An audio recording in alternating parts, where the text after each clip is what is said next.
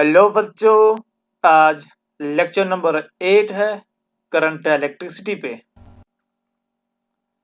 Electric energy है ना। अब ये इलेक्ट्रिकल एनर्जी है क्या?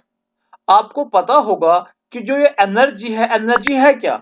एनर्जी का मतलब एबिलिटी टू डू वर्क है ना, काम करने की सलाहियत होना, उसको बोलते बेटा एनर्जी। तो हम क्या बोलेंगे कि जो इलेक्ट्रिक एनर्जी है ये वो फॉर्म ऑफ एनर्जी है ना। ये क्या बेटा? ये फॉर्म ऑफ एनर्जी है जो बनती है जब इलेक्ट्रिक चार्ज चलता है ना, resulting from the flow of electrical charge. तो ये कहां से बन रहे बेटा? जो इलेक्ट्रिक एनर्जी है जब चार्ज चलते हैं ना, जब इलेक्ट्रिकल चार्ज चलते हैं कंडक्टर में, जहां वहां पे जो एनर्जी बनती है उस एनर्जी को बोलते हैं इलेक्ट्रिक एनर्जी। ठीक बेटा। इसके बाद डिस्चार्जिंग ऑफ बैटरी क्या होता है ना।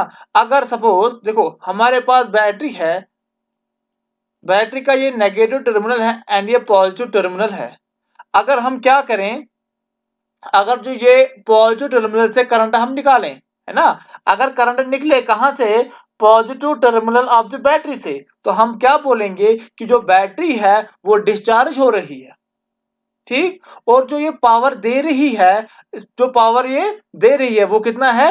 V इंटू आई, पोटेंशियल इंटू करंट। ठीक बेटा। अब है चार्जिंग ऑफ बैटरी। हमारे पास एक बैटरी है, ये बैटरी का पॉजिटिव टर्मिनल है और ये नेगेटिव टर्मिनल है। अगर हम अब इसको current they from positive terminal, तो हम इस वक्त कहेंगे जो ये बैटरी है ये चार्ज हो रही है। क्या हो रही है बेटा? चार्ज हो रही है। अरे सिंपली जब हमारे घर पे क्या होता है बेटा? इन्वर्टर होता है, ठीक है ना।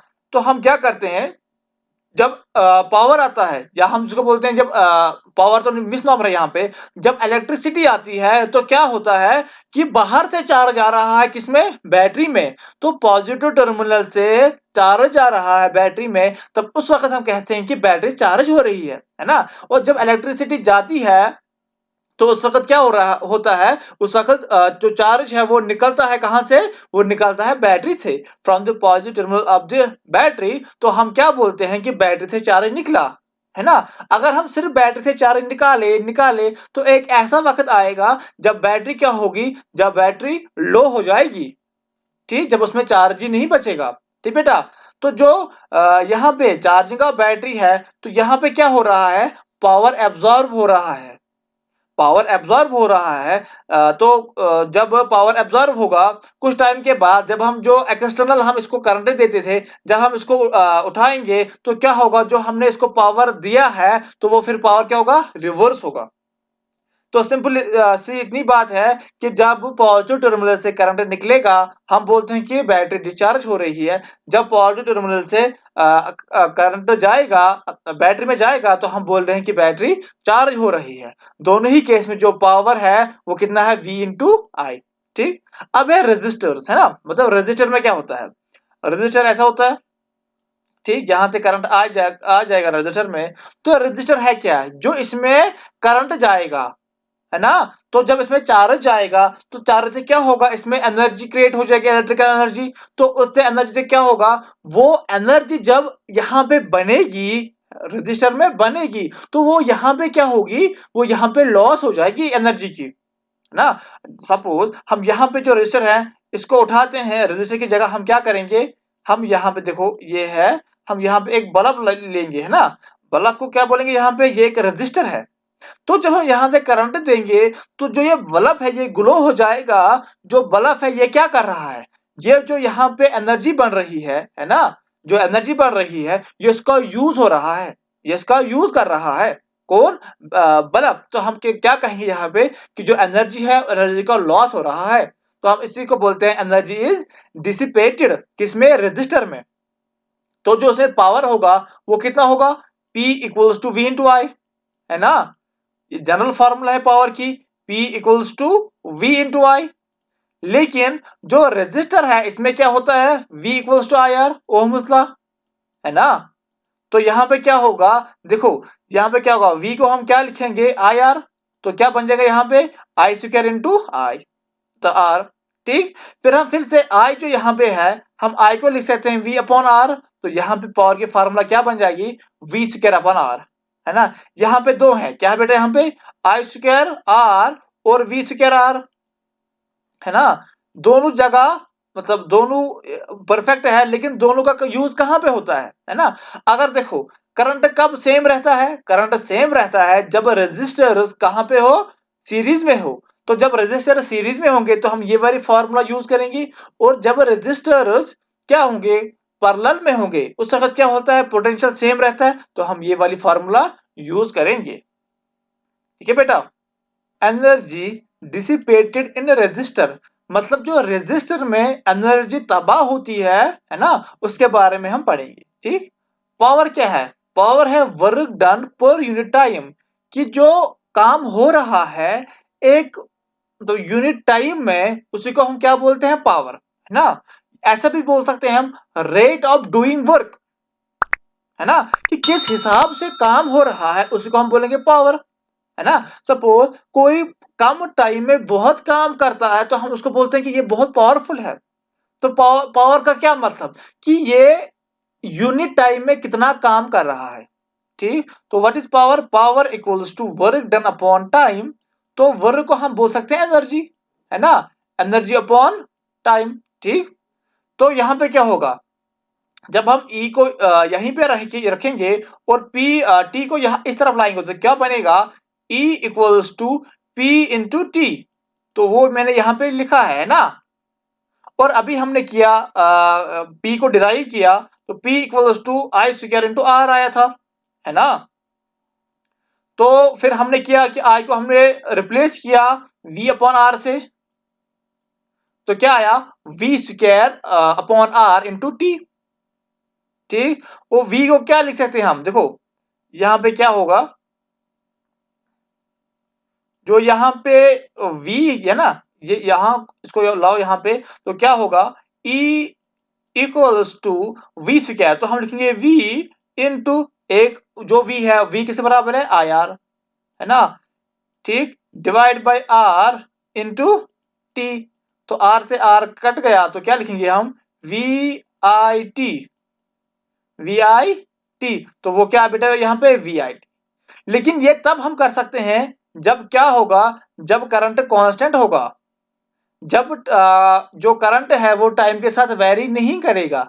बोलते हैं ना कि कभी जो करंट है वो टाइम के साथ वेरी करता है, पहले सेकंड में इतना करंट गया, फिर दूसरे सेकंड में इतना करंट गया। लेकिन अगर टाइम करंट कांस्टेंट है टाइम के साथ, तो हम लिख सकते हैं E equals to V I T, ठीक। अगर अब करंट वेरिएबल है, करंट वेरी हो रहा है, करंट चेंज हो रहा है, तो हम क्या करेंगे, हम लिखेंगे P equals to D W upon D T, है ना, change in work divide by change in time. तो क्या लिख सकते हैं हम, D E upon D T लिख सकते हैं यहाँ पे, ठीक। तो इसको और इसको हम क्या करेंगे, सिंप्लीफाई करेंगे, तो क्या आएगा, डी ई आएगा P इंटू डी टी, ये आएगा ना। लेकिन ये क्या होगा, ये इसको क्या बोलते हैं हम, ये जब यहाँ पे एनर्जी निकली, है ना, ये क्या निकला यहाँ पे एनर्जी, लेकिन किसी पर्टिकुलर टाइम पे ये एनर्जी निकला, है ना, हम क्या बोलेंगे यहाँ पे कि ये इंस्टेंटेनियस है ना। जब हमें ओवरऑल चाहिए होता है तो हम क्या करते हैं, हम इंटीग्रेशन का यूज करते हैं, ठीक। तो यहाँ पे हमने क्या किया, इंटीग्रेशन का यूज किया, ठीक है बेटा। तो क्या आया, डीई का इंटीग्रेशन ई आएगा, एंड पी क्या है, पी यहाँ पे क्या है बेटा, देखो जो पी है यहाँ पे वो है आई स्क्वायर आर टी। तो क्या लिखा हमने यहाँ पे, आई स्क्वायर आर, ठीक है बेटा। और यहाँ पे क्या आया, टी की जगह यहाँ पे डी टी आया।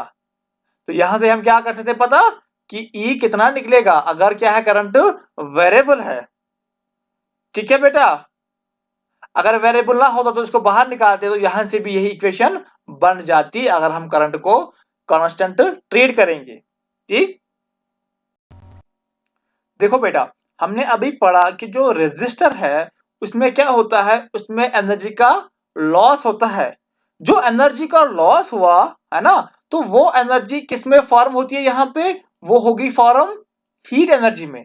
मतलब इलेक्ट्रिकल एनर्जी होगा, हो जाएगी चेंज किसमें, हीट एनर्जी में, ठीक। तो हम कैसे हीट निकाले उसके लिए यहाँ पे क्या है, जूल्स लॉ ऑफ हीटिंग। ठीक, यहाँ पे क्या है कि resistor produces heat when current flow through it.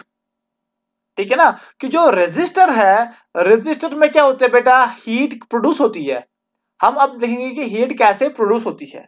तो रेजिस्टर है क्या, रेजिस्टर क्या हो रहा है बेटा, रेजिस्टर अपोज करता है करंट को। तो रेजिस्टर में क्या है, इसमें आयन्स है ना, हम क्या बोलेंगे, कर्नल्स हैं। तो जो कर्नल्स के साथ कोलाइड होता है, इलेक्ट्रॉन प्लस कर्नल्स के साथ जो कोलाइड होता है, तो वहां पे क्या होता है, वहां पे जो एनर्जी है, जो इसकी एनर्जी होती है, काइनेटिक एनर्जी होती है इसकी, तो वो क्या होती है, यहाँ पे इलेक्ट्रॉन की खत्म हो जाती है, वही एनर्जी चेंज हो जाती है हीट एनर्जी में, है ना।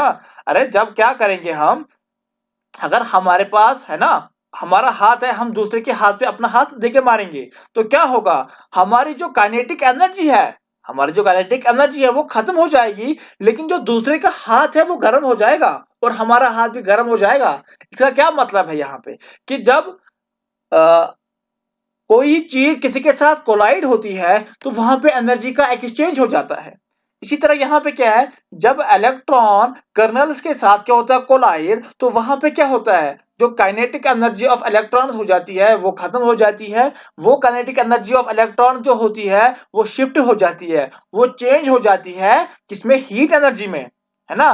तो इसलिए हम बोलते हैं कि जो रजिस्टर है ये हीट प्रोड्यूस करती है। ये एक्चुअली में प्रोड्यूस नहीं करती है, ये क्या होता है, इसमें जब कोलिजन होता है, इसमें एनर्जी का एक्सचेंज हो जाता है from one form to another form. अब जो ये हीट है ये कितनी प्रोड्यूस हो जाती है ना। तो यहाँ पे क्या है कि H is directly proportional to I square. जितना करंट बढ़ेगा उसी हिसाब से उसमें जो हीट का प्रोडक्शन होता है वो उतना बढ़ेगा, है ना। जिस मटेरियल में जितनी उसकी जो जितनी रेजिस्टेंस है, उसी रेजिस्टेंस के हिसाब से वो उतना ही गर्म हो जाएगा, और कितने टाइम तक, है ना। सपोज हमारे पास एक रजिस्टर है ना, इतना बड़ा एल का लेंथ है, हम उसमें 3 सेकंड के लिए क्या करेंगे, करंट भेजेंगे, तो ये कितना गर्म हो जाएगा। अगर हम उतना ही करंट अब 10 सेकंड में, मतलब वो स्टेडी स्टेट में करंट जा रहा है, मतलब जो करंट है वो कांस्टेंट है, फ्लो हो रहा है ना। अब हम क्या करेंगे, 3 सेकंड से हमने शिफ्ट किया 10 सेकंड तक, है ना। तो जो वहां पे कोलिजन हो रहा है, कोलिजन अब ज्यादा होगा, क्योंकि जो अब चार्ज पार्टिकल वो ज्यादा आएंगे और ज्यादा कोलाइड हो जाएगा।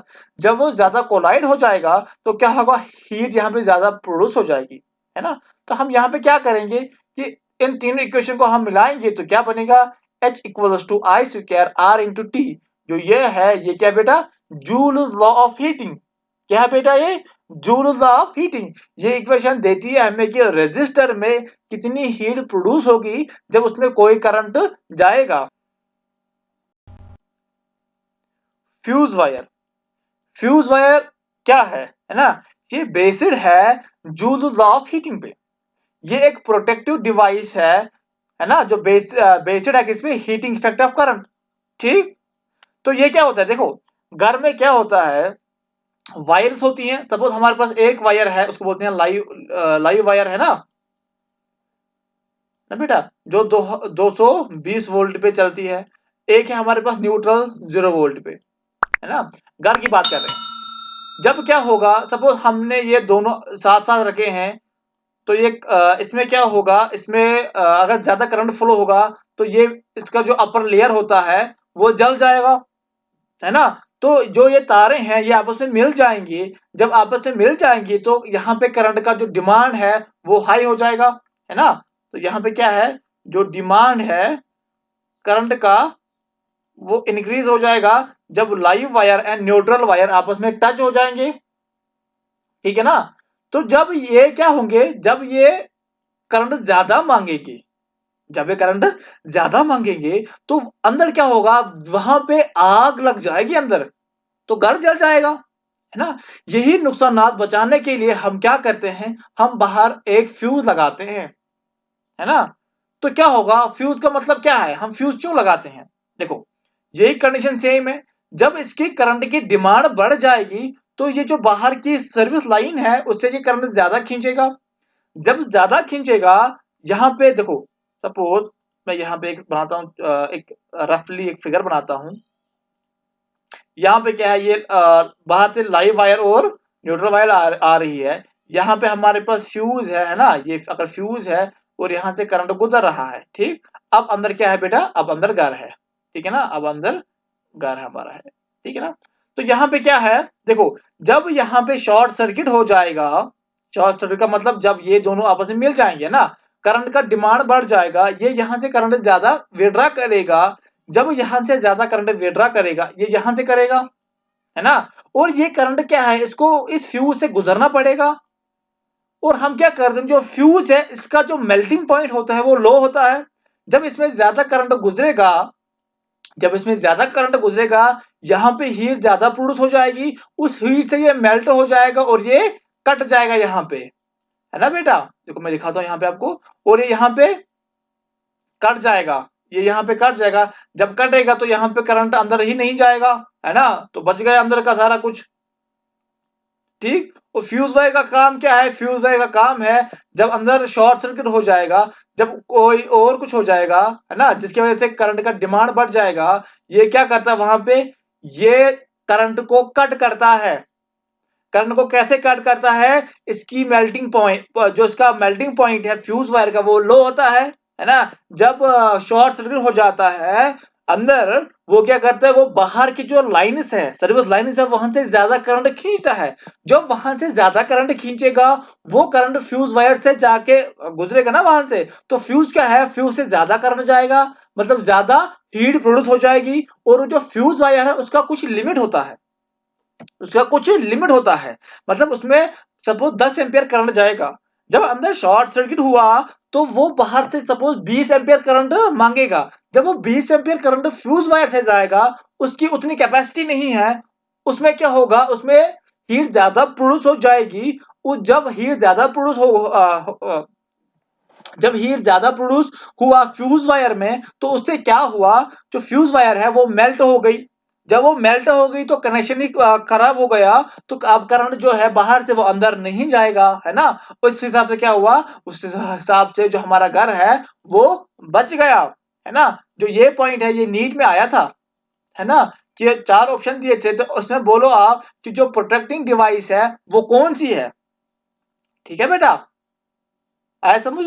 अब जो फ्यूज वायर है, मतलब हम किस मटेरियल को कहेंगे कि हम इसको fuse wire as a use करेंगे, फ्यूज वायर है ना, उसकी हाई रेजिस्टेंस होनी चाहिए। हाई रेजिस्टेंस इसलिए ताकि वो ज्यादा करंट को फ्लो ना होने दे। जिसमें ज्यादा करंट फ्लो होगा उसमें क्या होगा, उसमें हीट कम प्रोड्यूस हो जाएगी। सपोज कॉपर की वायर है ना, अगर हम कॉपर की वायर हम यूज करेंगे एज अ फ्यूज वायर, तो उस वक्त क्या होगा, जो कॉपर है उसमें हीट बहुत ही कम प्रोड्यूस हो जाएगी। जब हीट बहुत ही कम प्रोड्यूस होगी हीट, तो उसमें क्या होगा लास्ट में, उसमें वो फ्यूज जो कॉपर की वायर है वो मेल्ट ही नहीं होगी। जब वो मेल्ट ही नहीं होगी तो जो अंदर फॉल्ट लगा वो करंट खींचेगा खींचेगा, तो क्या होगा, वहां पे वो जल जाएगा, है ना। अरे सपोज किसी के मकान में ये हुआ है, तो वो क्या होगा, मकान जल जाएगा। फ्यूज वायर का काम है मकान को बचाना, है ना, घर को बचाना या इंडस्ट्री को बचाना, ठीक। जब हमने फ्यूज वायर ही गलत यूज किया, जब हमने फ्यूज वायर ही गलत यूज किया, तो क्या होगा वहां पे, वो करंट को कट नहीं करेगा, तो करंट अंदर बहेगा ना, करंट अंदर बहेगा, तो उसे क्या होगा, अंदर आग लगने की चांसेस बहुत ही ज्यादा है। Low melting point, melting point इसलिए लो होना चाहिए क्योंकि जब करंट ज्यादा फ्लो होगा, है ना, तो वो हीट अगर थोड़ा बहुत प्रोड्यूस करेगा, उसी हीट से इसको मेल्ट होना चाहिए, है ना, तब जाके ये कट होगा और अंदर करंट नहीं जाएगा, ठीक है ना। और हम ज्यादा मोटा भी यूज नहीं कर सकते। सपोज हमें क्या करना, ये एक कनेक्शन दूसरा कनेक्शन है, इसके दरमियान एक पतली सी तार होती है ना, मतलब फ्यूज वायर होती है, ये जल जाएगी। अगर हमने अब इसको मोटा किया, इसका क्रॉस सेक्शन एरिया बढ़ा दिया, जब क्रॉस सेक्शन एरिया बढ़ा दिया, तो उससे क्या होगा, हमें पता है कि R equals to rho L upon A, R is inversely proportional to area. जब एरिया हमने बढ़ा दिया, उससे क्या होगा, रेजिस्टेंस कम। जब रेजिस्टेंस कम होगी तो इलेक्ट्रिक करंट का फ्लो ज्यादा होगा, है ना, हीट का प्रोडक्शन कम होगा, उससे भी क्या, जो घर है, जो इंडस्ट्रीज है, जो फैक्ट्रीज है, उनके जलने का चांसेस ज्यादा है ना। तो इसलिए हमें जो मोटे होते हैं वो फ्यूज वायर भी हमें यूज नहीं करने होते ना। हम फ्यूज वायर की जगह कोई मोटी सी तार भी यूज नहीं कर सकते हैं।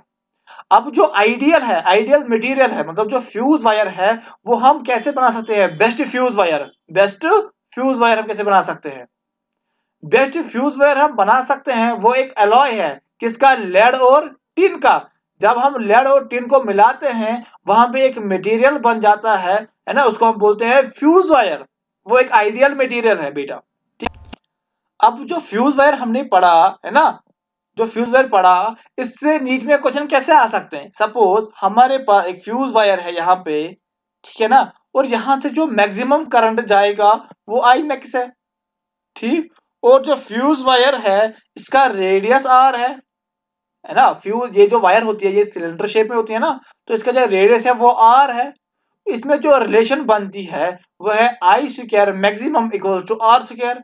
मतलब जो इसमें करंट जा रहा था, मैक्सिमम करंट आई मैक्स है ना, उसका स्क्वायर है वो इक्वल टू इसके रेडियस का स्क्वायर, है ना। एक ही फॉर्मूला इसमें, यहां से न्यूमेरिकल्स बन सकते हैं नीट के लिए और जेडब्ल्यू के लिए, ठीक है बेटा। या हम ऐसा बोल सकते हैं, सपोज हमारे पास एक फ्यूज वायर है ना, उसकी लेंथ क्या है, हम उसको लेंथ को वेरी करेंगे, ठीक। या हम लेंथ को वेरी नहीं करेंगे, हम ऐसा बोलेंगे कि हमने रेडियस को, जो यहाँ पे आर है, इसको वेरी किया, तो क्या होगा, है ना, ये डायरेक्टली प्रोपोर्शनल है ना, आई और आर डायरेक्टली प्रोपोर्शनल है। तो हम क्या कहेंगे, अगर पहले सपोज जो पहला कंडीशन है उसमें क्या है, इसमें आई मैक्स जा रहा है, आई वन मैक्स, कब? जब इसका रेडियस आर वन है। फिर क्या किया हमने, रेडियस को चेंज किया, इस वक्त जो करंट जा रहा है वो आई टू मैक्स जा रहा है, क्यों? क्योंकि हमने इसके रेडियस को चेंज किया। अब जो इसमें रिलेशन बन जाएगी वो है I one divide by I two का whole square equals to R one upon R two का, R one upon R two का होल स्क्वायर, है ना। ये भी इंपॉर्टेंट है, यहां से भी न्यूमेरिकल्स बन सकते। अब हम पढ़ेंगे पावर रेटिंग, है ना। पावर रेटिंग हम पढ़ेंगे किसका? सपोज हमारे पास बल्ब है, हमारे पास फोन है या उसका चार्जर है, हमारे पास टीवी है, कुछ है और कुछ चीजें हैं ना, तो हम उसकी पावर रेटिंग कैसे निकालेंगे, या पावर रेटिंग का मतलब क्या है? इंडिया में जो सिस्टम है तो वो 220 वोल्ट पे यूज होता है, इसीलिए आप देख रहे होंगे कि हर किसी पे लिखा होता है 220 वोल्ट, है ना। या अगर आपके पास इन्वर्टर है, वहां पे भी लिखा होता है कि जो इसका आउटपुट है वो 220 वोल्ट पे है ना, है ना। इसी तरह जो यूएसए, वहां का कितना है, वहां का 110 पे है, यहाँ का 220 है ना। हाउस होल्ड बोल रहा हूं मैं फैक्ट्रीज और इंडस्ट्रीज की बात नहीं कर रहा हूं, है ना। मैं किसकी बात कर रहा हूं? मैं हाउस होल्ड, जो घर पे बिजली यूज होती है, मैं उसकी बात कर रहा हूं। सपोज हम मार्केट गए, मार्केट से हमने एक बल्ब खरीदा, उस पे लिखा है 100 वाट और 220 वोल्ट। इसका क्या मतलब है? इसका मतलब है कि 220 वोल्ट पे अगर हम करंट देंगे किसको, अपने बल्ब को, वो कितनी पावर से ग्लो होगा? वो 100 वाट से ग्लो होगा, है ना। वो 100 वाट से बेटा ग्लो होगा, ठीक है ना।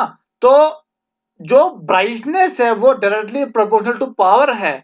मतलब हमारे पास बिजली है, अगर हम बढ़ाएं इलेक्ट्रिसिटी को, उससे क्या होगा, पावर जनरेशन ज्यादा होगी, तो जो ब्राइटनेस है बल्ब की वो इंक्रीज हो जाएगी, है ना बेटा। सपोज आपने बल्ब लगाया है, फिर आपने क्या किया, आपने नीचे से प्रेस, है ना, इसको आयरन बोलते हैं हम, आयरन लगाया, या आपने कुछ हैवी मशीन लगाई, तो उससे क्या होगा, आपने आप जो बल्ब है वो आज का बल्ब नहीं, एलईडी, जो पुराने जमाने के बल्ब होते थे ना, जिनमें जो ग्लोविंग एलिमेंट था वो टंगिस्टन था, तो उसमें क्या हम देखते हैं कि वोल्टेज डाउन हो जाती है, उसकी जो ब्राइटनेस है वो कम हो जाती है, ठीक। जब हम वो हेवी सा एलिमेंट निकालते हैं तो ब्राइटनेस और ज्यादा हो जाती है, ठीक है ना। इसको क्या हम बोलते हैं कि जितना पावर है उतना ही ब्राइटनेस होती है बेटा, ठीक है ना। तो जो वोल्टेज डाउन है, वोल्टेज डाउन का मतलब अभी मैंने आपको सिखाया, वोल्टेज डाउन का मतलब, अगर हमारे पास बिजली भी है, हमने क्या किया, हमने हीटर लगाया, है ना। कॉमन एग्जांपल है कि हमने क्या किया, वो रेड कलर का बल्ब जिसमें टंगस्टन मटेरियल होता है ग्लो वाला, हमने वो लगाया और हमने हीटर लगाया। जब हम हीटर लगाते हैं तो क्या होता है, वहां से वोल्टेज कम हो जाती है। तब जब वोल्टेज कम हुआ उससे पावर क्या हुआ, डिक्रीज हुआ। जब पावर डिक्रीज हुआ बल्ब में, उससे क्या हुआ, ब्राइटनेस कम हो गई बल्ब की, है ना। जो ब्राइटनेस थी, जिस जैसे वो बल्ब चमकता था, वो उसकी ग्लोनेस कम हो गई, है ना, ब्राइटनेस बल्ब की कम हो गई। ठीक है ना बेटा। तो हम क्या बोलते हैं कि वोल्टेज डाउन और ब्राइटनेस का आपस में क्या रिलेशन है। लेकिन जब वोल्टेज डाउन हुआ, पावर भी डिक्रीज हुआ, ब्राइटनेस कम हुआ, लेकिन जो रेजिस्टेंस था वो कांस्टेंट है। क्योंकि रेजिस्टेंस है वो इस पे डिपेंड नहीं होता है ना। रेजिस्टेंस किस पे डिपेंड है, resistance depends on length and area, है ना। इसीलिए कि रेजिस्टेंस क्या है, यहाँ पे सेम रहेगा, क्योंकि वो वहां पे डिपेंड नहीं हो रहा है इस पे। ठीक है ना बेटा। देखो अगर यहाँ पे लिखा है 100 वाट 220 वोल्ट, जो ये 100 वाट है ना, हम जो पहले हम जाते थे दुकानदार के पास, दुकानदार बोलता था ये लो बल्ब, है ना, ये हाई वोल्टेज बल्ब है, इसकी ब्राइटनेस बहुत ही ज्यादा है। एक लो वोल्टेज होता था 50 और 60 वाट, है ना। जब हम 100 वाट लेते थे, घर पे फिक्स करते थे, तो ये 100 वाट जो था, ये उतना ग्लो नहीं होता था, 100 वाट उतना ग्लो नहीं होता। क्यों, क्योंकि वोल्टेज डाउन था वहां पे। ये 100 वाट तब ग्लो होगा जब बराबर 220 वोल्ट पे पोटेंशियल होगा, है ना। आया समझ। जब 220 वोल्ट पे अगर इतनी वोल्टेज होगी, जब 220 वोल्ट है ना, जब 220 वोल्टेज होगी, उतन फिर उस वक्त 100 वाट क्या होगा, उस वक्त 100 वाट ये इतना ये ग्लो करेगा। अगर इससे कम होगा तब ये भी यहां से भी डिक्रीज हो जाएगा, है ना, क्योंकि brightness is directly proportional to power. ठीक है। यहाँ पे क्या सीखने लायक बातें हैं, देखो, जो रेजिस्टेंस होती है बल्ब की या किसी भी डिवाइस की, ठीक, वो कैसे होती है ना बेटा। हमने क्या पढ़ा, P equals to V square upon R, पहले हमने यही पढ़ा ना।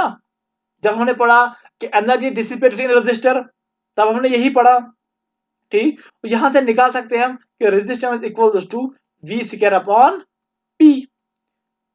ठीक, और यहां से हम करंट भी निकाल सकते हैं। ठीक है ना। P को हम क्या करेंगे, P equals to V into I. तो यहां पे रिलेशन क्या बन जाएगी, I equals to P divide by V, है ना। मैक्सिमम सेव करंट है ये, ठीक है ना। नेक्स्ट टॉपिक है मीटर ब्रिज, या हम इसको बोलते हैं स्लाइड वायर ब्रिज, है ना। ये बेस्ड है व्हीटस्टोन ब्रिज पे।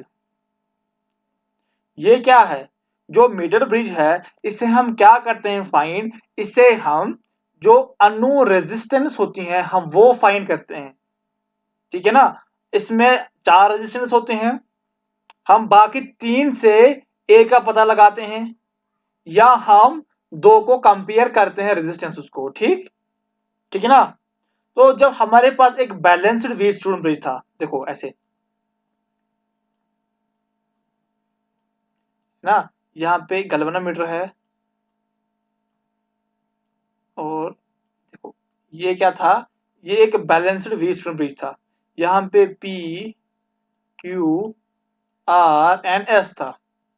जब गैल्वेनोमीटर नो डिफ्लेक्शन शो करता था, है ना, मतलब इसमें कोई डिफ्लेक्शन नहीं होती है गैल्वेनोमीटर में। नो डिफ्लेक्शन का मतलब इस पॉइंट और इस पॉइंट का जो पोटेंशियल डिफरेंस है वो सेम है, तो यहां से करंट नहीं गुजरेगा। तो उस वक्त क्या था, P upon R equals to Q upon S। हम इस वक्त बोलते थे कि जो ये व्हीटस्टोन ब्रिज है, ये क्या है, ये बैलेंस्ड है, ये बैलेंस्ड है। इसी प्रिंसिपल पे ये भी वर्क करता है, कौन सा, मीटर ब्रिज, या बेटा स्लाइड वायर ब्रिज। ठीक है, ये इसी पे काम करता है। ठीक है ना।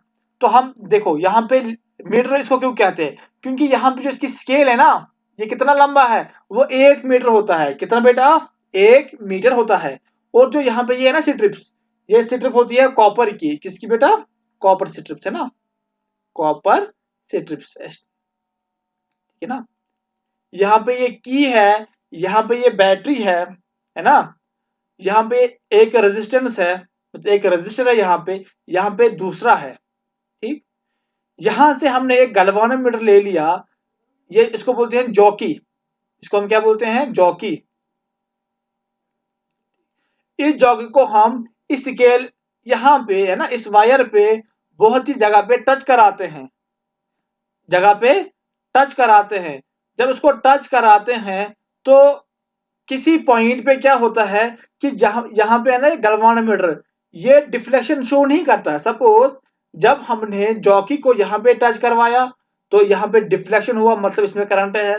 यहाँ पे टच करवाया, यहाँ पे टच करवाया, यहाँ पे टच करवाया, जब यहाँ पे टच करवाया तो गैल्वानोमीटर में कोई डिफ्लेक्शन नहीं हुआ, गैल्वानोमीटर में कोई डिफ्लेक्शन नहीं हुआ। तो हम उस वक्त क्या कहेंगे, उस वक्त हम कहेंगे कि जो आर की रेजिस्टेंस है ना, और एस की रेजिस्टेंस है, दो रेजिस्टेंस है, दो ही रेजिस्टेंस है, लेकिन यहां पे कितनी है, यहां पे 4 होनी चाहिए, ठीक। यहां पे कितनी होनी चाहिए, 4 होनी चाहिए।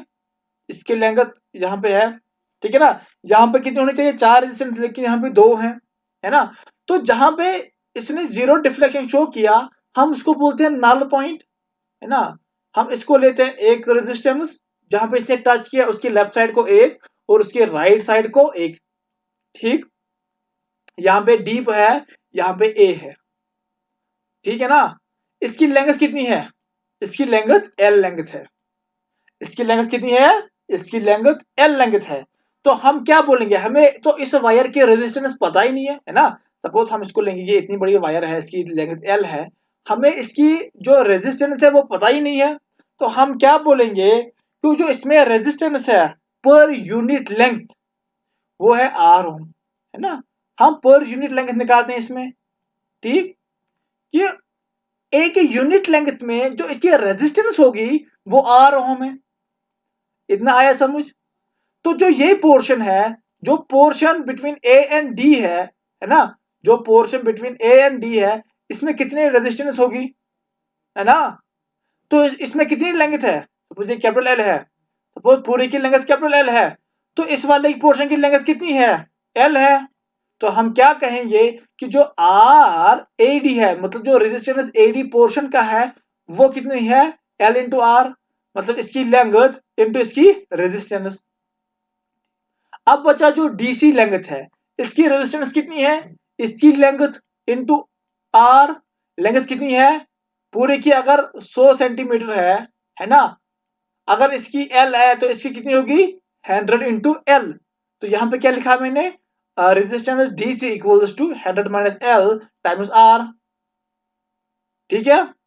तो जब ये बैलेंस्ड, जब ये अब ये बैलेंस्ड बन गया, अब ये क्या बन गया, बैलेंस्ड। जब इसमें कोई डिफ्लेक्शन नहीं रहा ना, जब यहाँ पे जो गैल्वानोमीटर है इसमें कोई डिफ्लेक्शन नहीं है, इसका मतलब ये बैलेंस्ड है। R upon R A D equals to S upon 100 minus L R, है ना। ये है, हमने ये कहां से लिया, हमने ये इस प्रिंसिपल से लिया, है ना। तो यहां से आर और आर कैंसिल हो जाएगा, और यहाँ पे क्या बनेगी equation, 100 R divide by L equals to S divide by 100 minus L. देखो, हमने जब गैल्वानोमीटर को टच करवाया नल पॉइंट ढूंढने के लिए, कहा, नल पॉइंट ढूंढने के लिए, नल पॉइंट वो पॉइंट है जहां गैल्वानोमीटर जीरो डिफ्लेक्शन शो करेगा। जब हमने नल पॉइंट यहाँ पे ढूंढा तो हमें उस वक्त लेंथ भी पता चली, है ना। तो हम यहाँ पे वैल्यूज पुट करेंगे, और ये तो पता ही होगा, मे बी आर पता होगा, ये तो एस पता होगा। तो हम बोलते हैं कि तीन नो रेजिस्टेंस की वजह से हम एक अननोन को फाइंड करते हैं, है ना। हम तीन नून से एक अननोन को फाइंड करते हैं। यही तो हम व्हीटस्टोन ब्रिज में करते थे जब वो बैलेंस्ड होता था। समझ आया। अब है पोटेंशियोमीटर, है ना। ये पोटेंशियोमीटर क्या है, पोटेंशियोमीटर एक डिवाइस है जो पोटेंशियल डिफरेंस मेजर करती है, लेकिन वोल्ट मीटर से अच्छी तरीके से। मतलब जो इसकी रीडिंग होती है वो मोर एक्यूरेट होती है देन वोल्टीमीटर, है ना। सपोज हमारे पास एक यहाँ पे रजिस्टर है, यहाँ पे हम लगाते हैं वोल्टीमीटर, है ना, पैरेलल में हम लगाते हैं वोल्टीमीटर, हमें चेक करना होता है कि इसमें कितना पोटेंशियल डिफरेंस है ना। तो इस वोल्टमीटर को हम रिप्लेस करते हैं हम किससे, पोटेंशियोमीटर से। हम पोटेंशियोमीटर को यहाँ पे यूज करते हैं पोटेंशियल डिफरेंस निकालने के लिए। ठीक, जो पोटेंशियोमीटर है ये यूज होता है, ये वर्क करता है नल पॉइंट मेथड से। जैसे अभी हमने नल पॉइंट डिफाइन किया मीटर ब्रिज में ना, उसी तरह ये नल पॉइंट मेथड से ये चलता है। और इसमें ये क्यों एक्यूरेट रीडिंग दिखाती है, क्योंकि जो वोल्टमीटर था, जो बेटा वोल्टमीटर था, वोल्टमीटर में करंट गुजरता था, कुछ ना कुछ करंट है ना, अगर माइन्यूट सही करंट, लेकिन उसमें करंट गुजरता था। पोटेंशियोमीटर में क्या है, इसमें कोई करंट नहीं गुजरता है। Do not withdraw any current from original circuit, इसीलिए ये मोर एक्यूरेट है वोल्टमीटर से। लेकिन हम फिर भी वोल्टमीटर का ही यूज करते हैं, क्योंकि वोल्टमीटर का साइज जो है वो बहुत ही कम है ना। वोल्टमीटर क्या है, हम इसको एक जगह से दूसरी जगह हम ले जा सकते हैं, वो छोटा है। और पोटेंशियोमीटर क्या है, वो बड़ा है। अभी आप देख सकते हैं कि पोटेंशियोमीटर कितना बड़ा है, इसकी लेंथ कितनी है।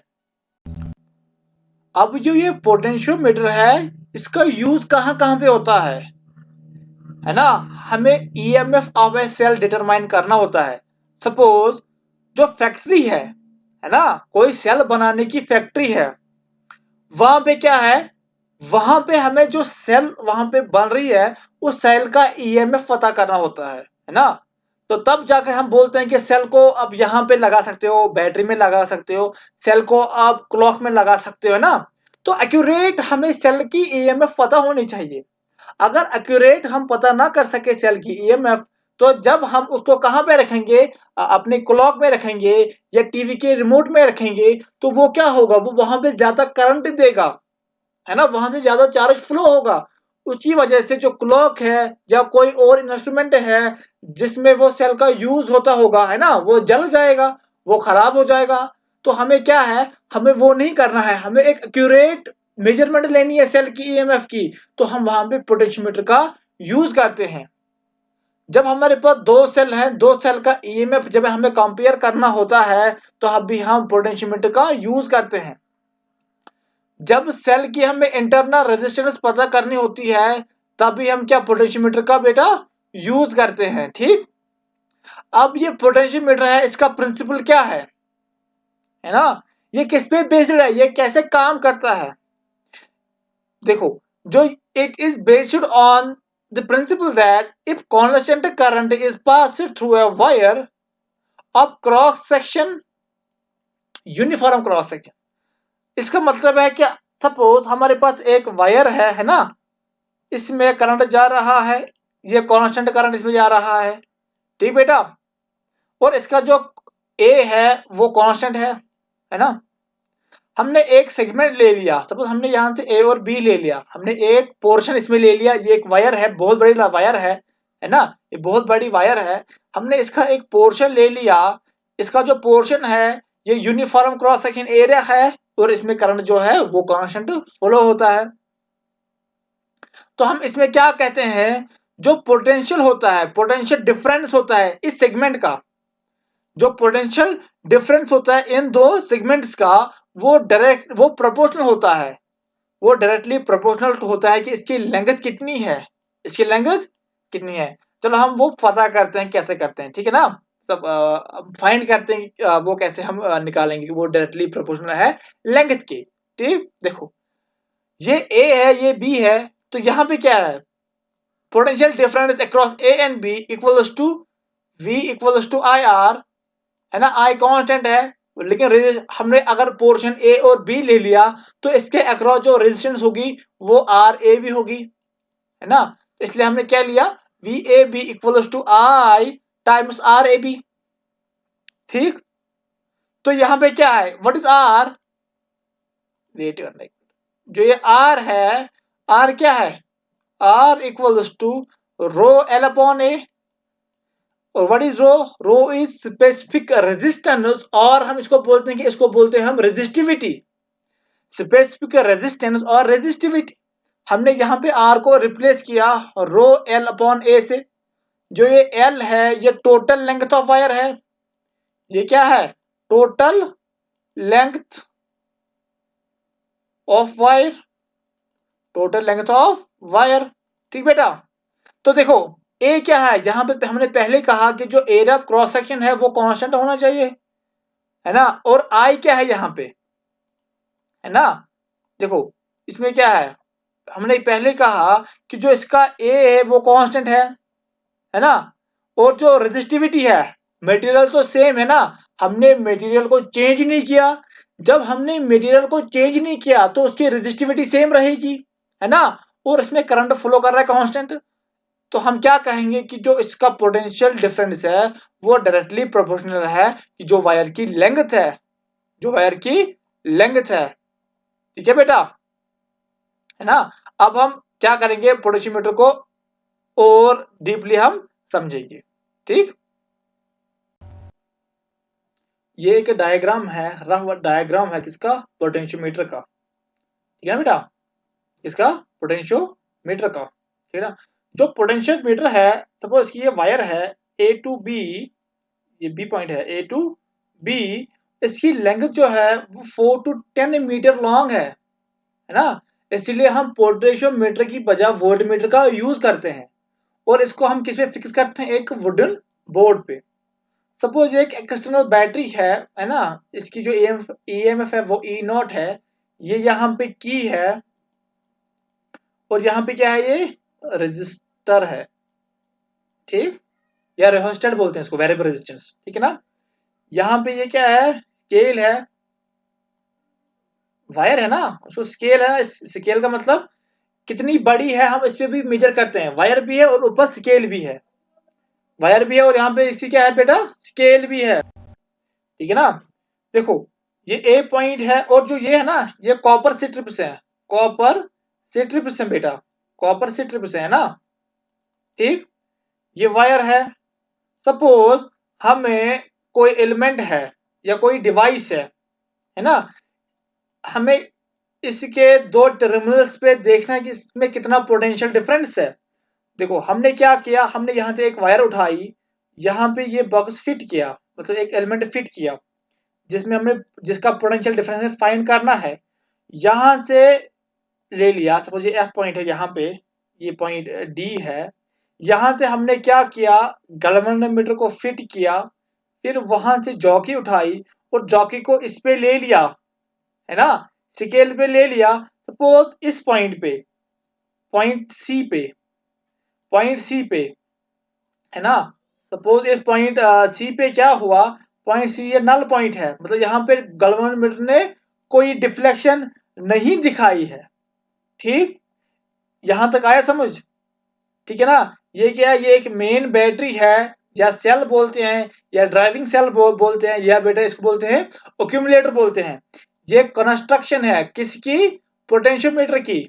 ठीक, ये वो डिवाइस है जिसके अक्रॉस हमें पोटेंशियल डिफरेंस मेजर करना है ना। एक साइड ए पे फिक्स है, दूसरा साइड एफ पे, वो गैल्वेनोमीटर से, और यहाँ पे एक जॉकी है, जॉकी से हम क्या करते हैं, स्केल पे हम इसको ले जाते हैं, फिर जहां पे नल नल पॉइंट हम फाइंड करते हैं कि नल पॉइंट कहाँ पे होगा। ठीक है बेटा, और जो ये वायर है ये 4 to 10 मीटर लॉन्ग होती है। एक्चुअल में इसका डायग्राम ऐसा नहीं होता है ना, ये ऐसे होता है 1 मीटर लॉन्ग, 2 मीटर, 3 और 4, यहाँ से इसको कॉपर स्ट्रिप एक, यहाँ से ऐसे और यहाँ से ऐसे, ये एक्चुअली में ऐसी इसकी फिगर होती है, लेकिन मैंने इसको कॉम्पैक्ट बना के ऐसे आपको दिखाया है समझाने के लिए। ठीक है बेटा, आया समझ। देखो अब हम पढ़ेंगे पोटेंशियल ग्रेडियंट का क्या होता है ना। पोटेंशियल ग्रेडियंट ये होता है K equals to V upon L। Potential gradient का मतलब K ये बराबर होता है potential per unit length of the wire. ठीक बेटा, अगर कंप्लीट वायर है ना, देखो हमने अभी क्या किया, फाइंड, हमने सपोज यहाँ पे एक पॉइंट फाइंड किया, वो नल पॉइंट निकला, तो यहाँ को हमने L बोला, है ना। तो यहाँ पे क्या किया मैंने, मैं मीटर बीच की बात बोल रहा हूँ, यहाँ पे 100 माइनस L ले लिया हमने। ठीक, ठीक है ना, तो ये हमने L ले लिया।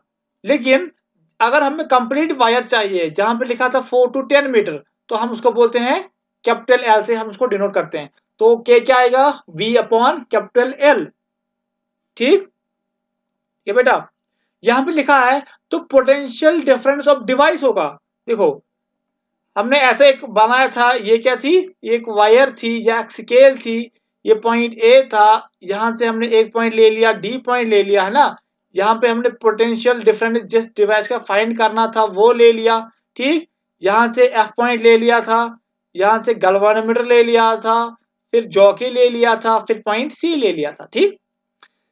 तो हमने जब नल पॉइंट फाइंड किया, पॉइंट सी पे सपोज नल पॉइंट आया, पॉइंट सी पे सपोज नल पॉइंट आया, मैं एक कलर चेंज करता हूँ आपको ज्यादा दिखाने के लिए ना। सपोज पॉइंट सी पे यहाँ पे क्या हुआ, पॉइंट सी पे नल पॉइंट यहाँ पे आया। जब यहाँ पे नल पॉइंट आया तो इसका मतलब यहाँ से करंट नहीं गया, उसका मतलब potential at C equal to potential at F, है ना। जब ये इक्वल होगा तो ये भी इक्वल होगा ना, potential at A equal to potential at D, मतलब पोटेंशियल डिफरेंस अकाउंट A D and C F ये इक्वल निकले। जब ये इक्वल निकले इसका मतलब यहां से करंट नहीं गुजरेगा, यहां से करंट नहीं गुजरेगा, जो इसका पोटेंशियल डिफरेंस होगा वही तो इसका पोटेंशियल डिफरेंस होगा, है ना। इसलिए हमने क्या किया, सपोज यहाँ पे जे ले लिया हमने, पोटेंशियल डिफरेंस ऑफ डिवाइस, इस डिवाइस का पोटेंशियल डिफरेंस कितना है, equals to potential difference of wire A J, मतलब ए जे का मतलब बिटवीन ए एंड सी, है ना। इसका कितना पोटेंशियल डिफरेंस है, वो पोटेंशियल डिफरेंस किसके बराबर है, वो बराबर है, सपोज मैं यहाँ पे बनाता हूँ, है ना, ये डिवाइस है यहाँ पे, वो इस वायर की बराबर है ना, तब जाके यहाँ से करंट नहीं गुजरा ना। तो वो कितना होगा, सपोज इसकी लेंथ हमने एल ले ली, तो वो कितना होगा के इंटू एल, है ना। अरे K equals to V upon capital L. Suppose जो एजे है, एजे है इसकी लेंथ एल है, तो हमने इसको क्या किया, वी अपॉन स्मॉल एल, तो हमें वी फाइंड करना था, वी इक्वल्स टू के इंटू स्मॉल एल, निकला, है ना, आया समझ। देखो के तो फाइंड हो जाएगा, जब वी पता होगा, एल पता होगा, के फाइंड हो जाएगा। लेकिन जो एल है हम ये फाइंड कर सकते हैं, क्योंकि हम जॉकी को घुमा सकते हैं, जहां पे नल पॉइंट होगा वहां पे हम पता कर सकते हैं एल की वैल्यू। लेकिन जो वी है, पोटेंशियल है, इसकी वैल्यू हम कैसे फाइंड कर सकते हैं, है ना। उसके लिए भी मैं आपको स्टेप बताता हूँ, ठीक। यहाँ पे लिखा है मैंने, how to calculate V, how to calculate potential, ठीक। अरे जो रेजिस्टेंस होगी पोटेंशियोमीटर वायर की, सपोज ये वायर है फ्रॉम ए टू बी, जो 4 मीटर से 10 मीटर लॉन्ग होती है ना। हमने आर ले लिया, R is the resistance per unit length and L is the total length. तो what will be the total resistance of the whole wire, है ना, वो बन जाएगी capital L into small R, ठीक है ना। मैं इसको मिटाता हूं ताकि आपको साफ साफ दिखे, ठीक है ना। तो इतना आपको आया समझ,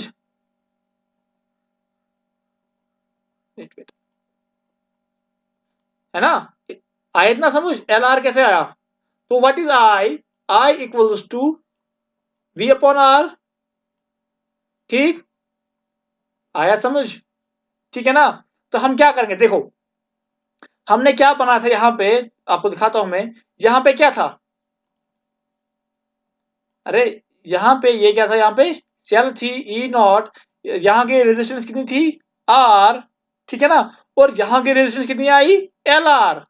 ये आर जो और ये एल आर है, ये आपस में क्या है, ये आपस में सीरीज में है, आपस में बेटा सीरीज में है ये, आया समझ। तो हम क्या कहेंगे, जो आई है ना, आई इक्वल्स टू क्या है, I equals to V upon R. What is V, V तो इसका है ना, ये क्या होगा बेटा यहाँ पे ई अपॉन आर, कितना है, एक तो ये आर है प्लस एल आर है, इतना आया समझ। आर किसका है, आर रेजिस्टर का है ये, और एल आर इस वायर की है, ठीक है बेटा। तो यहां से हम क्या फाइंड कर सकते हैं, यहां से हम v का वैल्यू फाइंड कर सकते हैं, कैसे, कि v equal to I R, है ना। तो i तो i है, लेकिन जो r है वो तो एल आर है ना इस वायर की। तो यहां से क्या है, v इक्वल टू i कितना है, i ये है, तो i की जगह हम लिख सकते हैं e upon r plus L R, है ना। और क्या है बेटा यहाँ पे इसका खुद का एल आर है इंटू एल आर, है ना। तो निकला v का वैल्यू, हम ऐसे v का वैल्यू निकाल सकते हैं, आया समझ बेटा? यहाँ पे आप देख सकते हो कि v हमने अभी लिखा, v कितना आया है ना, तो इस हिसाब से आप k भी लिख सकते हैं। तो k कितना आएगा, v अपॉन l, है ना। तो वो कितना आएगा बेटा, वो आएगा E R upon R plus L R, ठीक है ना। v का वैल्यू लगाओ, डिवाइड बाय इसका l करो, तो ये निकल जाएगा, ठीक है ना। अरे v कितना था, v था e upon R plus L R, यहाँ पे था L R, whole divide by L करो तो एल से एल कट जाएगा, तो यही बचा ना, यही को के का वैल्यू आएगा ना, यही आया समझ, है ना। तो हमने क्या किया, हमने ये निकाल दिया, हमने एएमएफ ऑफ ए सेल निकाल दिया। अब हम दो सेल के दरमियान हम देखेंगे कि कैसे हम उसका ईएमएफ कंपेयर करेंगे, ठीक। देखो यहाँ पे के है ना, के कैसे निकालते हैं ये याद रखना, ठीक है ना, क्योंकि यही पॉइंट उसमें रिपीट होगा, ठीक है बेटा। देखो, determine EMF of a cell, है ना। अरे हमारे पास सेल है, उसमें उसका ईएमएफ कैसे निकालते हैं हम, ठीक है ना बेटा। सब मैं एक डायग्राम बनाता हूँ, ठीक। यहाँ पे मैंने एक सेल ले लिया, यहाँ पे एक की ले लिया, ठीक। यहाँ पे एक वेरिएबल रेजिस्टेंस ले लिया, है ना, इसको रेजिस्टर बोलते हैं हम, ठीक है ना। और यहाँ पे कॉपर स्ट्रिप्स ले ली, यहाँ पे और एक सेल ले लिया हमने, इसकी इंटरनल रेजिस्टेंस है, और एक ये ले ली, ठीक है ना। और यहाँ पे से हमने एक गैल्वेनोमीटर ले लिया, ठीक। यहाँ पे हमने एक वायर ले ली, है ना, अभी जो 4 to 10 मीटर लॉन्ग होती है, यहाँ पे हमने जॉकी ले लिया, ठीक। इसका ईएमएफ ई है, मैं कलर चेंज करता हूँ वो दिखाने के लिए, है ना।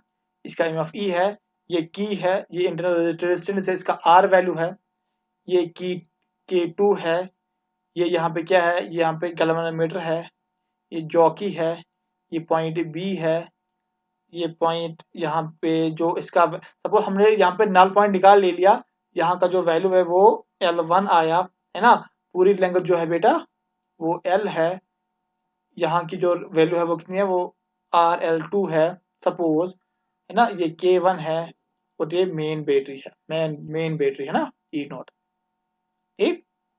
देखो, जब क्या होगा, जब हमने यहाँ पे नल पॉइंट निकाल ले लिया, जब नल पॉइंट निकलेगा तो इसका ये पॉइंट और जो ये पॉइंट है ना, इसका क्या होगा, इसका जो पोटेंशियल होगा वो सेम होगा। जब इसमें पोटेंशियल सेम होगा तो हम क्या बोलेंगे, तो ये पॉइंट जे है और ये पॉइंट ए है, ये पॉइंट जे है, हम ये बोलेंगे कि इसमें करंट नहीं गया, इसमें करंट नहीं गया, तो हम क्या कहेंगे कि जो ई है इसका वो किसके बराबर है, ईएमएफ ना, वो किसके बराबर है, अरे इसका जो ई है वो किसके बराबर होगा, वो इसके बराबर होगा ना, पोटेंशियल एट ए जे, ठीक है ना। अरे इसमें करंट नहीं गुजरेगा, हमने जॉकी को नल पॉइंट पे सेट किया, जब यहां से करंट नहीं गुजरेगा, ये कंप्लीट नहीं होगा, तो इसमें तो पोटेंशियल होगा ना, अपना पोटेंशियल, सेल है, सेल की खुद की पोटेंशियल है। जब जब देखो यहाँ पे बनाता हूँ फिर से मैं, पॉइंट ए है ना, यहाँ पे एक सेल है, रेजिस्टेंस है आर, और ये ई है, सेल है, ठीक है ना, ये पॉइंट जे है, ठीक। अरे जब इसमें करंट नहीं गुजरेगा, जॉकी को हमने नल पॉइंट पे सेट कर लिया, जहां से करंट नहीं गुजरेगा, ठीक है ना बेटा, लेकिन इसकी खुद की ईएमएफ है ना, ये और इसका जो ए जे तक है ये तो सेम होगा इसका पोटेंशियल, तो इसलिए ले लिया मैंने कि इसका जो ईएमएफ है वो इक्वल टू इसका जो पोटेंशियल डिफरेंस है ए जे के दरमियान, है ना, वो किसके बराबर होगा, अरे व्हाट इज वी, वी क्या है बेटा, वी बराबर है के इंटू एल, है ना। सपोज जो एजे है इसकी लेंथ कितनी है, एजे जो यहां तक है उसकी लेंथ कितनी है बेटा, एल है, L1 लिखेंगे हम, तो वो क्या होगा बेटा, वो होगा के टाइम्स L1, है ना, इस हिसाब से होगा कि नहीं होगा, आया समझ, ठीक है। अब हम क्या करेंगे, ठीक है ना बेटा। देखो, अब हम इसमें क्या करेंगे, ठीक, निकाल लिया हमने, हमने इतना ही करना था कि ईएमएफ कैसे निकालते हैं वो निकाल लिया हमने, यहाँ पे लिखा होगा, मैंने लिखा है ना, ई इक्वल्स टू ए जे के वन, ठीक। लेकिन अब किन बातों का ध्यान रखना है इसमें, है ना, तब जाकर ये वर्क करेगा। जो यहाँ पे बैटरी की मतलब हम बोलेंगे कि जो एक्सटर्नल बैटरी है, ड्राइविंग सेल है, एक्यूमुलेटर है, उसका जो ईएमएफ होना चाहिए वो इस बैटरी से ज्यादा होना चाहिए। ठीक, एक तो ये पॉइंट है। और दूसरा ये पॉइंट है कि जो ये बैटरी है, ड्राइविंग सेल है, इसका पॉजिटिव टर्मिनल जिस बैटरी का हम ईएमएफ कंपेयर करते हैं उसके मतलब दोनों सीरीज ये पैरेलल में कनेक्ट होना चाहिए। इसका पॉजिटिव टर्मिनल और इसका पॉजिटिव टर्मिनल कनेक्ट होना चाहिए, इसका नेगेटिव इसके नेगेटिव के साथ। ठीक है ना, ई नॉट का पॉजिटिव ई के पॉजिटिव के साथ और ई नॉट का नेगेटिव ई के नेगेटिव के साथ। इन दो बातों का हमें ध्यान रखना है। ठीक है बेटा, आज के लिए बस इतना ही। मैंने लेक्चर इसलिए लंबा ले लिया क्योंकि मैंने पिछले 2-3 दिन से कोई लेक्चर नहीं डाला यूट्यूब पे, है ना, कुछ काम था उसकी वजह से मैं मतलब अवेलेबल नहीं था कि मैं लेक्चर डाल सकूं यूट्यूब पे, तो इसलिए मैंने ये वाला लेक्चर लंबा ले लिया। ठीक है ना बेटा, तो 1-2 दिन में मतलब 1-2 लेक्चर्स में ये खत्म हो जाएगा, उसके बाद हम न्यूमेरिकल उठाएंगे। ठीक है बेटा, तो आज के लिए इतना ही, बाकी अगले लेक्चर में हम डिस्कस करेंगे। ठीक है ना, अगर किसी को इसमें कोई सा टॉपिक समझ ना आए तो वो प्लीज कमेंट में लिखिएगा। जो अगला टॉपिक हम डिस्कस करेंगे मैं पहले कोशिश करूंगा कि पहले मैं स्टार्टिंग में वो आपके जो डाउट होंगे वो क्लियर करूं मैं। ठीक है ना बेटा, आज के लिए बस इतना ही। Thank you.